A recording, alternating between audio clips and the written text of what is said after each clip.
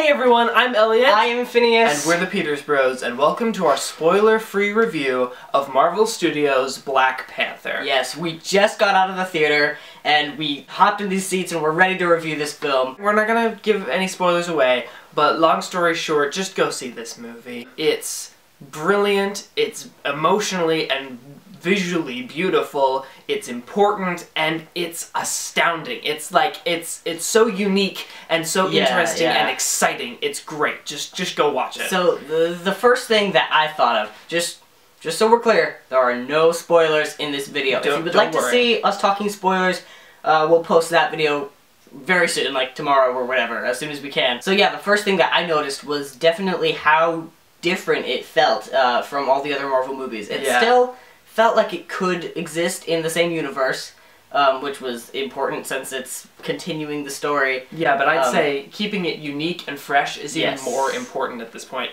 because superhero films are everywhere. You know, there, in my opinion, there actually may be too many superhero films. It's just a matter of time before the genre dies out. Exactly. So in order to keep it alive, and Marvel Studios definitely wants to keep it alive because they're making big bucks, you know, they gotta come up with a fresh new take, you know, and Black Panther is definitely a fresh new take. That's why the origin story already died out, and how Marvel's already done making origin story films, since there's just so many.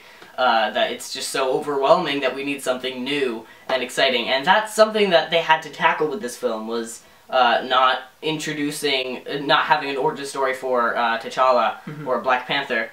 And so that's why Civil War was so important in the Marvel Universe, to serve as both Spider-Man and Black Panther's origin story, so that they can just jump right in and tell the story that they want to tell, and have it be interesting and unique. Yeah. It obviously goes without saying that this movie is a huge accomplishment for the black community in Hollywood.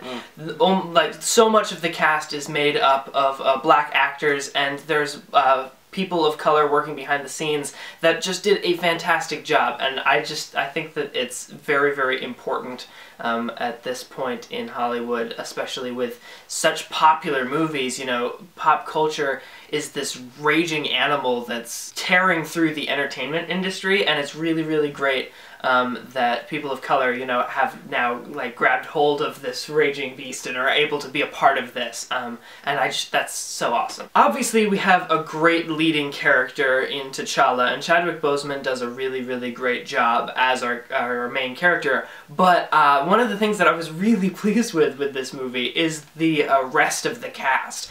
There is an amazing cast of characters in this movie. Everyone who has a speaking part gets their moment to shine. And they definitely contribute a lot to the story. While we're on the subject of characters, let's talk for a moment about the villain, without spoiling anything, obviously. Something super important in any film is that the antagonist has to have a very understandable character. You have to be able to relate to the character and understand that they are human, unless they're an alien, in which case the rules don't apply. Well, but even then, you know, yeah, Thanos is gonna have to have more. He's gonna have to have proper motivation and stuff. So a human level of complexity. We need to be able to emotionally relate to the character and understand where they're coming from. And a lot of films, especially in the Marvel universe, kind of fall into this almost dirge-like plateau of, like, meh villains, you know. There's the occasional exception, like Loki is obviously beloved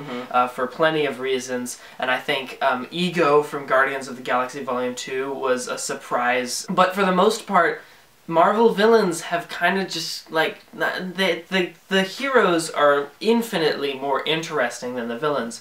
And to a certain extent, you know, obviously you want people to love your heroes, and it's great that Marvel has created such a colorful cast of characters that everyone loves. But the protagonist needs to be balanced out by a great antagonist. And I think that Black Panther is one of the rare Marvel movies where the antagonist, at some times, is actually even more interesting than the protagonist. Yeah, I definitely feel like they definitely when the villain was just as interesting as the hero. So they have to sort of match each other for it to work as well as it did. And yeah, good job them. They were competing for a common goal. They were good at attacking each other's weaknesses, and it's a really great dynamic that's formed between the characters, and it's a really complex dynamic. Another pitfall in the MCU has been soundtracks. There haven't been very many memorable soundtracks, and it would be a crime if I didn't mention the music in this movie, which is so incredibly diverse. It reaches to two completely different ends of a spectrum, and it's really, really amazing. We'll talk more about the ensemble of characters in our spoiler review, because we have a lot to say about certain characters. They were so great. They were so great. But we can't talk about it now because spoilers. So keep an eye out for that. Go watch Black Panther right now. Share this video with your friends and family. Subscribe to the YouTube channel so that you don't miss our spoiler review, so that you can hear all of our thoughts after you've watched the movie, because you have to watch the movie. And don't forget to tell your enemies that we are awesome.